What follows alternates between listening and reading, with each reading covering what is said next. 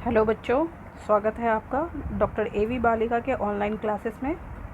चलिए 7th class, आज हम हिस्ट्री के सेकंड पार्ट का पार्ट 2 पढ़ेंगे।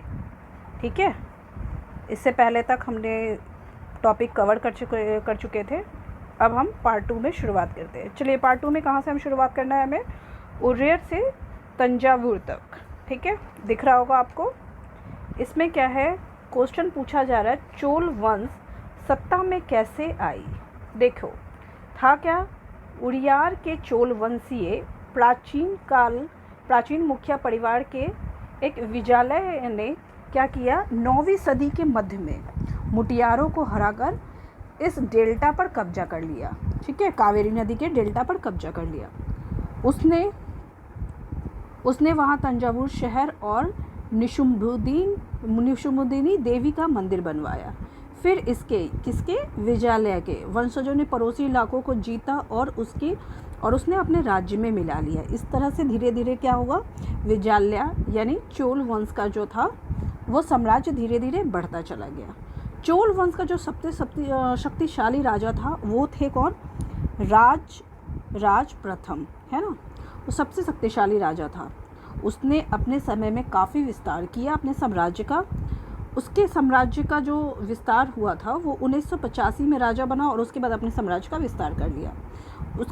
उसके पुत्र राजेंद्र प्रथम ने उसकी नीतियों को जारी रखा और क्या किया, उसने भी अच्छा खासा विस्तार किया। उसने गंगा घाटी पर और श्रीलंका पर भी आक्रमण कर लिया था। ठीक है, यानी चोल वंश का जो राजा था, प्रथम राजा, सबसे शक्तिशाली राजा जिसको बोला जाता है राज, वो काफ़ी शक्तिशाली था और उसने अच्छे खासे नीतियों पर अपना काम करा और अपने साम्राज्य का विस्तार किया। उसके जो पुत्र थे राजेंद्र प्रथम, उसने भी उसकी नीतियों को जारी रखा। गंगा घाटी और श्रीलंका पर भी उसने हमला किया था और अच्छा खासा उसने भी अपना विस्तार किया। अब देखते हैं भव्य मंदिर और काष्य मूर्ति कला। ठीक है, चोल राजा जो थे अपने टाइम पे अच्छे खासे मंदिर और काष्य मूर्ति कलाओं का निर्माण करा था। चलिए देखते हैं फिर हम। चोल शासकों ने भव्य मंदिर और काष्य मूर्तियों का निर्माण किया। ये शिल्प उत्पादन के केंद्र भी थे। ठीक है, ये शिल्प उत्पादन केंद्र भी थे। मंदिर के आसपास रहने वाले जितने भी मंदिर के आसपास रहने वाले कौन कौन थे? पुरोहित थे। और कौन रहते थे? पुरोहित, मालवाड़, बावर्ची, मेहतर, ये सब जो रहते थे इत्यादि, उनका निर्वाह भी इस मंदिरों से आराम से हो जाता था। ये देखो मंदिर, कितना भव्य मंदिर है ना। चलिए, वहाँ पे संगीतकार, नर्तक, ये सारे जो थे उन मंदिरों के आसपास रहते थे और उनका जो निर्वाह था अच्छी तरह से उन मंदिरों से ही हो जाता था। ठीक है, मंदिर से पूजा और आराधना के स्थान ही नहीं थे, वे आर्थिक, सामाजिक और सांस्कृतिक जीवन के केंद्र भी थे। ठीक है, सिर्फ वो वहाँ पे सिर्फ पूजा नहीं की जाती थी, वो आर्थिक से भी महत्वपूर्ण था, सामाजिक भी था और सांस्कृतिक। आर्थिक कैसे? जैसे वहाँ पे जो लोग बसे थे वो मंदिरों का कामकाज, मंदिरों के चढ़ावे का कुछ सामान बेचते हों आसपास रहने वाले। ठीक है, तो इससे क्या होता था, उनकी आर्थिक स्थिति अच्छी होती गई। सामाजिक केंद्र तो था ही और सांस्कृतिक भी था। मंदिरों से जुड़े हुए शिल्पों में सबसे विशिष्ट था काष्य प्रतिमाएँ। ठीक है, ये दिख रहा होगा आपको ये प्रतिमा काष्ठ की। ठीक है, काष्य प्रतिमा है, ये सबसे प्रसिद्ध काष्य प्रतिमाएँ थी। चोल काष्य प्रतिमाएँ संसार की सबसे उत्कृष्ट प्रतिमाओं में गिनी जाती थी। चोल की जो मूर्तियाँ थी वो काफ़ी मशहूर थी। ठीक है ना। यहाँ ज़्यादातर प्रतिमाएँ देवी देवताओं की तो होती ही थी, साथ में कुछ भक्तों की भी मूर्तियाँ बनाई जाती थी। इंटरेस्टिंग है ना। मूर्तियाँ तो भगवान की होती थी और साथ में किसकी बनाई जाती थी? भक्तों की भी बनाई जाती थी, जो ज़्यादा भक्त मशहूर थे उनकी। अब आइए हम बात करते हैं कृषि और सिंचाई के बारे में। चोल वंश में कैसी कृषि और सिंचाई की व्यवस्था थी। ठीक है, कृषि भी काफ़ी विकसित थी। वहाँ की कावेरी नदियों की जो शाखाएं थी वो क्या करती थी, उपजाऊ मिट्टी किनारे में छोड़ जाती थी, जिस कारण चावल के लिए वो बिल्कुल उपयुक्त था। वहाँ का वातावरण भी बहुत अच्छा था। पहले ही तमिलनाडु के दूसरे हिस्सों में कृषि पहले ही काफ़ी, ये देखो पहले ही विकसित हो चुकी थी, है ना, पहले ही काफ़ी विकसित हो गई थी। डेल्टा क्षेत्रों में बाढ़ को रोकने के लिए तटबंध बनाए गए थे। पानी को खेतों तक ले जाने के लिए नहरों का निर्माण किया गया था। कई क्षेत्रों में एक साल में 2 फसलें उगाई जाती थी।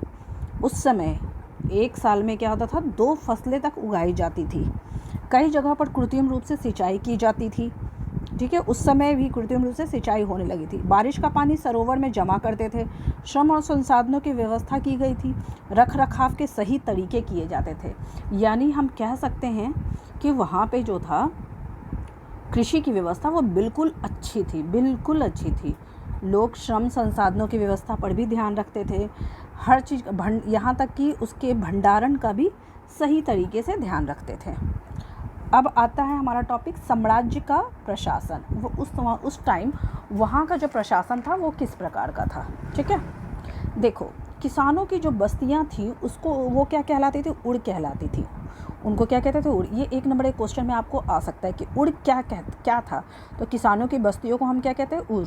ठीक है, संचित खेती के साथ बहुत समृद्ध हो गई थी किसानों की जो बस्तियाँ थी। गाँवों के समूह को हम क्या कहते थे, नाडू कहते थे। ठीक है, ग्राम परिषद और नाडू न्याय करने और कर वसूलने जैसे कार्य करते थे। ठीक है, चोल सरकार नाडू के कामकाज का ध्यान रखते थे। यानी नाडू के कामकाज का ध्यान कौन रखता था, चोल सरकार। उनमें से कई धनी भूस्वामियों को चोल राजाओं ने सम्मान के रूप में उनको क्या कहते थे, मुवेंद वेलन। मुवेंद वेलन का अर्थ होता है 3 राजाओं को अपनी सेवा प्रदान करने वाला वेलन या किसान। ठीक है, वेलन का अर्थ क्या होता है, किसान या अरियार का मतलब प्रधान जैसी उपाधियाँ देते थे। ठीक है, आगे बढ़े हम, चलिए। सेवाएं प्रदान करने वाला वेलन हो गया। वहाँ नियमित रूप से सभाएं होती थी। साम्राज्य में कैसे नियमित रूप से सभाएं होती थी, बिल्कुल नियमित रूप से सभाएं होती थी। और सभाएं किसके द्वारा देखरेख में की जाती थी, ब्राह्मणों के देखरेख में होती थी। ये सभाएं बहुत कुशलतापूर्वक काम करती थी, यानी एक एक चीज़ का ध्यान रख के काम करती थी। इनके निर्णय प्रायः मंदिरों की पत्थरों के दीवारों पर दर्ज किए जाते थे। ठीक है, ये इम्पॉर्टेंट चीज़ है कि सभा में जो भी निर्णय लिया जाता था वो कहाँ पे दर्ज किया था, मंदिरों के पत्थरों की दीवारों पर। नगरम के नाम से ज्ञात व्यापारियों के संघ भी अक्सर शहरों में प्रशासनिक कार्य संपादित करते थे, यानी वो भी भाग लेते थे। ठीक है, सिंचाई के कामकाज, बाग बगीचे, मंदिरों इत्यादि की देखरेख के लिए सभा में विभिन्न समितियाँ होती थी। मतलब हर चीज़ के लिए, चाहे सिंचाई का काम हो, बाग बगीचों हो, मंदिरों आदि के निर्माण के लिए अलग अलग समितियाँ होती थी। ठीक है, इनकी सदस्यता के लिए जो लोग योग्य होते थे उनके नाम क्या करते थे, एक ताल पत्र पर लिखकर मिट्टी के बर्तन में डाल देते थे और एक छोटे से लड़के को निकालने के लिए कहते थे, और जिसका नाम निकलता था वो सभा का सदस्य बनता था। सभा के सदस्य के लिए जो योग्यताएं होनी चाहिए वो ये थी, सबसे पहले वो ऐसे भूमि का स्वामी हो जहाँ से भू राजस्व वसूला जाता हो। ठीक है, दूसरा क्या था, उनके पास अपना घर होना चाहिए। उसकी उम्र 30 से 70 वर्ष होनी चाहिए। उसे वेदों का ज्ञान होना चाहिए। ठीक है, उसे प्रशासनिक मामलों का ज्ञान होना चाहिए और ईमानदार होना चाहिए। पिछले 3 सालों में किसी समिति का वो सदस्य ना रहा हो। अगर ये सब एक लोगों में होता है, ठीक है, तो वो क्या होता है, सभा का सदस्य बन सकता था।